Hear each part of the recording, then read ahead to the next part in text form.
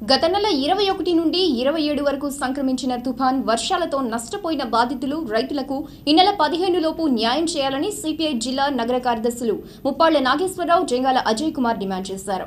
ఆ మేరకు ఈ రోజు జిల్లా కలెక్టర్కు గ్రీవెన్స్ డేలో వినతి పత్రం అందజేశారు.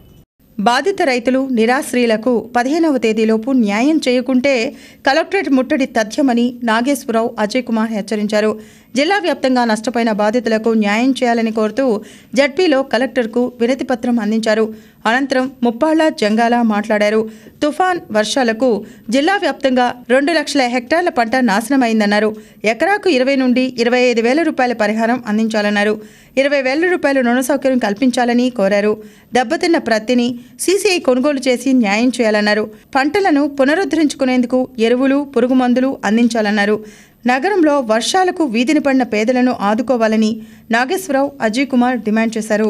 అలాగే మన వాణిజ్య పంటలకి, అలాగే మన ఈ హార్టికల్చర్ క్రాప్స్కి ఎకరానికి 25,000 రూపాయలు, మిగిలినటువంటి పంటలకి 15 నుండి 20,000 రూపాయల చొప్పున యుద్ధ ప్రాతిపదికన ఈ నష్టపరిహారం పంపిణీ చేయాలి.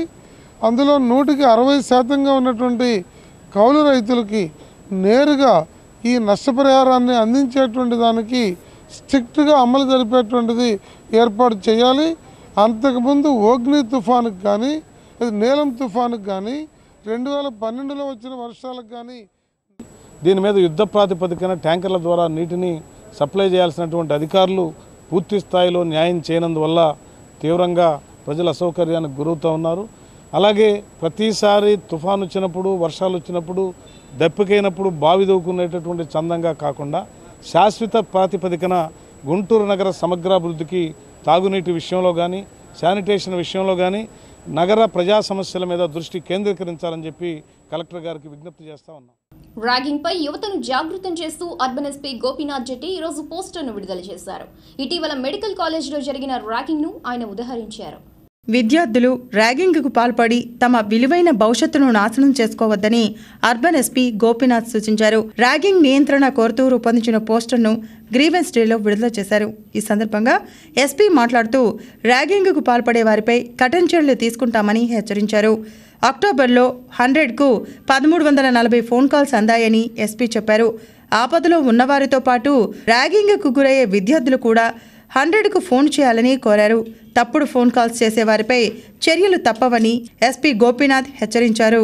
ర్యాగింగ్ గురించి అవేర్నెస్ ప్రోగ్రామ్స్ కండక్ట్ చేస్తూ ర్యాగింగ్కు పాల్పడవద్దని, చట్టపరమైనటువంటి చర్యలు తీసుకుంటారని, అలాంటివన్నీ జాగ్రత్తలు చెప్పినప్పటికీ కూడా అక్కడక్కడ కొన్ని చోట్ల మళ్ళా కూడా రిపోర్ట్ అవుతూనే ఉన్నాయి.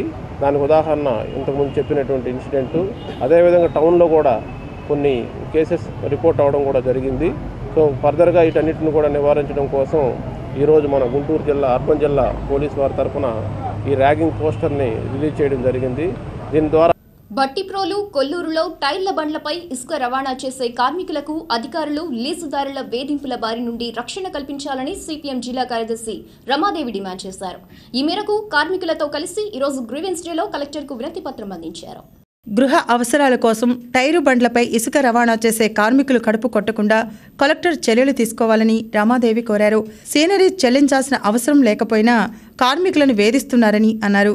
లీజు గడువు అయిపోయిందనే నెపంతో కార్మికుల పొట్టకొట్టి వేధింపులకు పాల్పడే సంబంధిత అధికారులపై చర్యలు తీసుకోవాలని కలెక్టర్ను రమాదేవి కోరారు.